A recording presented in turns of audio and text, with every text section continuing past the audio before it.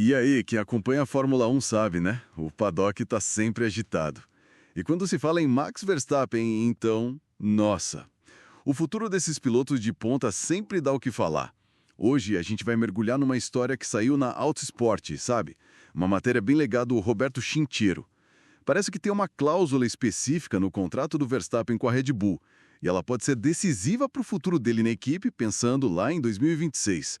Então a ideia aqui é destrinchar essa cláusula, tipo, quais os detalhes, qual o prazo e o que isso significa de verdade, né, para o Max e para a Red Bull.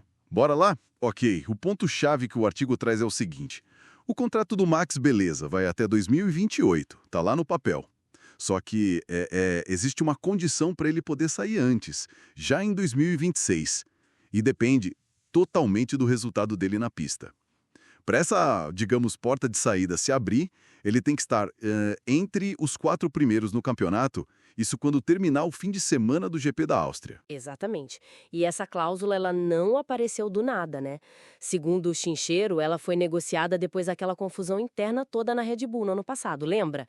Tinha uma cláusula antes que dependia da permanência do Helmut Marko. Essa caiu. Aí negociaram essa nova, focada puramente em desempenho. E com prazo, né? Fim de junho, logo depois do GP da Áustria.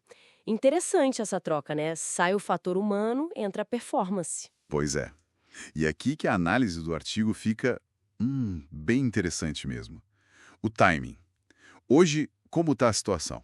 O Verstappen está em terceiro. Na época do artigo, ele tinha uma folga de 57 pontos para o quinto, que era o Leclerc. E a sacada é, se ele conseguir manter uma vantagem de mais de 50 pontos depois do GP da Espanha, que acontece antes da Áustria, né? Então, essa cláusula de saída, ela já era. Perde a validade antes mesmo do prazo final de junho. Entende? Sim, sim. E o impacto disso no mercado de pilotos é direto, né? Se essa condição for batida, se ele mantiver essa pontuação e a cláusula for desativada, bom, a chance do Verstappen sair da Red Bull para 2026 diminuiu muito. Pelo menos por essa via contratual específica, claro. Isso meio que joga um balde de água fria em muito boato recente. Aquela conversa da Aston Martin com oferta milionária e tudo, parece que esfriou um pouco. E a especulação sobre a Mercedes, que ganhou força, né, com aquela demora para fechar com o George Russell. Se essa cláusula do Max for cumprida pelo desempenho dele, esse cenário da Mercedes para 2026 fica bem mais complicado, viu?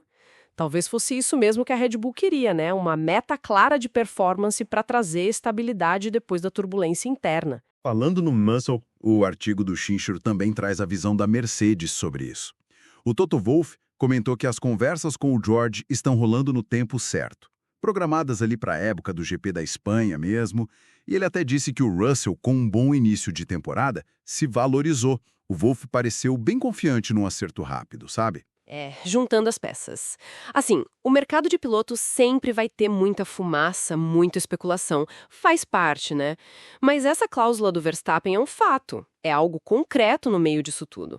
Se a performance dele na pista travar essa opção de saída, uma mudança de time antes de 2026 fica bem mais difícil. Pelo menos por esse caminho contratual, né? Ou seja, resumindo a parada, o futuro imediato do Verstappen na Red Bull, já pensando em 2026, está muito ligado à posição dele na tabela até o GP da Áustria.